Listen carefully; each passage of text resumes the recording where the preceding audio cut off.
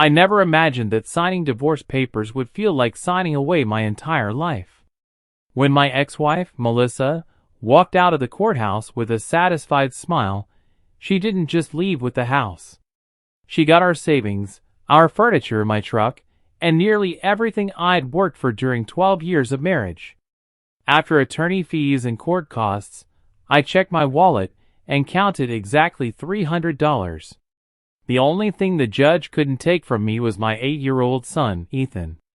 The custody arrangement gave me full custody because Melissa had already decided that starting a new life with her wealthy boyfriend mattered more than raising our child. She hugged Ethan goodbye, promised she'd call every week, and disappeared before the month ended. She never called. That first night in our tiny studio apartment, Ethan spread a blanket across the floor because we couldn't afford 2 beds. "Dad," he whispered, trying to sound brave. "It's kind of like camping." I smiled even though I wanted to cry. "Yeah, buddy. Just with less mosquitoes." He laughed, and that laugh became the only thing keeping me alive. Finding work wasn't easy. My previous construction company had downsized, and employers weren't exactly lining up to hire a man who had just lost everything. Every rejection letter felt like another reminder that I was failing my son. One afternoon, while we were walking home from the grocery store carrying the cheapest food we could find, we passed an old food truck sitting behind an abandoned warehouse. Its paint was peeling. One tire was flat. The windows were cracked. Most people saw junk. I saw possibility. The owner was an elderly mechanic named Frank, who planned to send it to a scrapyard. "It doesn't even run," he warned. "How much?" He looked me up and down before shrugging. $300. Every dollar I had. I handed him the cash anyway. Ethan stared at me with wide eyes. "Dad, now we're broke." "No," I said, placing my hand on the rusty truck. "Now we're business owners." For the next 6 weeks, Ethan and I worked every evening after I finished temporary labor jobs. We scraped rust. We painted walls. We replaced broken shelves using discarded wood. Frank occasionally wandered over with free spare parts. "You remind me of myself," he'd say before quietly fixing something without charging us. One Saturday, Ethan carefully painted our new business name across the side. "Dad's Second Chance." The letters weren't perfectly straight. Neither was my life. But it was beautiful. I knew how to cook because my father had owned a small diner before he passed away. His homemade burgers had been famous in our neighborhood, and I'd spent my childhood learning every recipe beside him. When we finally opened, we parked near a busy office district. Our first customer was a nurse. "I'll take 1 cheeseburger." I cooked it exactly the way Dad had taught me. She took 1 bite. Then another. Before leaving, she smiled. "I'll be back tomorrow." She kept her promise. Soon she brought coworkers. Those coworkers brought friends. Within 3 months, people were standing in line before we even opened.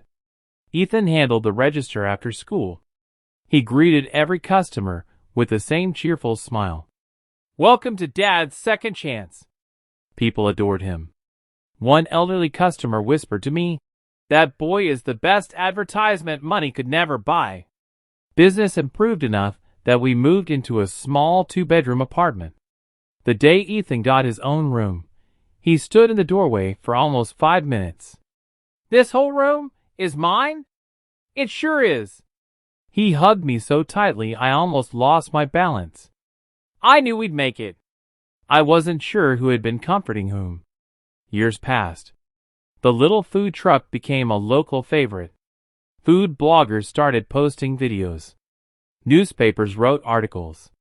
One television producer stopped by for lunch and asked if I'd appear on a morning show featuring inspiring small business owners. I almost declined. Then Ethan grinned. "Dad, Grandpa always said people deserve good food. Now everyone gets to hear his story too." So I agreed. The interview aired nationwide. I talked about losing everything.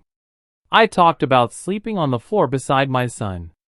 I talked about believing that sometimes your lowest point becomes the foundation of your greatest comeback. Near the end, the host asked what success meant to me. I looked directly into the camera. It isn't money. It isn't fame. Success is hearing your child laugh after you both survived the worst days of your lives. Backstage, producers wiped away tears. I thought the interview would simply disappear after that.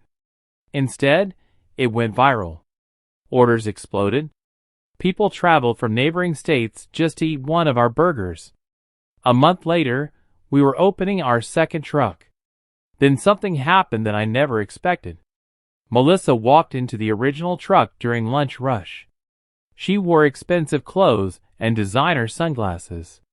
Time had added a few wrinkles, but hadn't changed the confidence in her walk. For a moment, neither of us spoke. Then she smiled. You look successful. I've been busy. She glanced around at the long line of customers. I saw you on television. I figured. She leaned against the counter. I've been thinking. I already knew where the conversation was going. My relationship ended, she continued. I've done a lot of growing. Maybe we should give us another chance. I couldn't help laughing. Not because it was funny. Because years earlier those words would have meant everything. Now they meant nothing. She frowned. What's so amusing? You remember the last thing you told me before leaving? She looked away. I said a lot of things. You told me I'd never succeed without you. Silence. You also said I'd always be a loser flipping burgers. Her face turned red. I didn't mean. I gently interrupted. Turns out flipping burgers worked out pretty well. Several customers recognized her from the interview where I'd mentioned my divorce. They quietly watched from their tables. Melissa lowered her voice. I made mistakes. I know. I want to see Ethan. I nodded. So do I. Her expression brightened. But that's his decision, I continued. Not mine. She agreed. That evening, I told Ethan everything. He sat quietly for several minutes. Finally, he asked one question. Why now? I don't know. He looked toward the window. When I won my school science fair, she wasn't there. No. When I broke my arm. No. When I graduated elementary school? No. He sighed. She missed every chapter, and now she wants to read the ending. Those words hit harder than anything I'd ever heard. I won't tell you what to do, I said. He nodded slowly. I'll meet her. A week later they sat together in a nearby cafe. I waited outside. After 45 minutes, Ethan walked out alone. How'd it go? He climbed into the truck. She cried. And? I forgave her. I smiled proudly. But forgiveness doesn't mean pretending nothing happened. He looked straight ahead. I already have the parent I need.